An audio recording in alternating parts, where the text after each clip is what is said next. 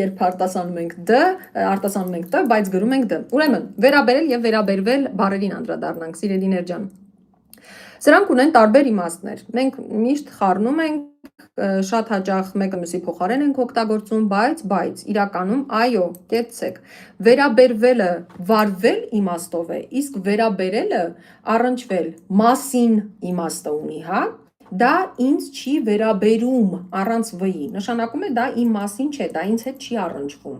բայց երբ ասում եմ դա ինձ չի վերաբերվում, արդեն սխալ է, որովհետև վերաբերվել բառը վարվել իմաստը ունի։ Հիմա դու ինձ լավ չես վերաբերվում, սա է ճիշտը, այսինքն դու ինձ հետ լավ չես վարվում, դու ինձ լավ չես վերաբերվում, բայց չես կարող ասել դու ինձ լավ չես վերաբերում, սխալ նախադասություն է ստացվելու, այսինքն դու իմ մասին չես, հա, դու ինձ լավ չես առնչվում,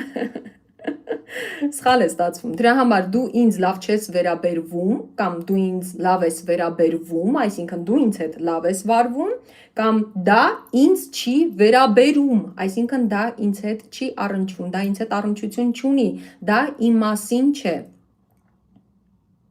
Այո, հարցը վերաբերում է այսինչ բանին առանց v-ի, որովհետև հարցը վարվել չի կարող, հարցը կարող է առնչվել ինչ-որ թեմայի,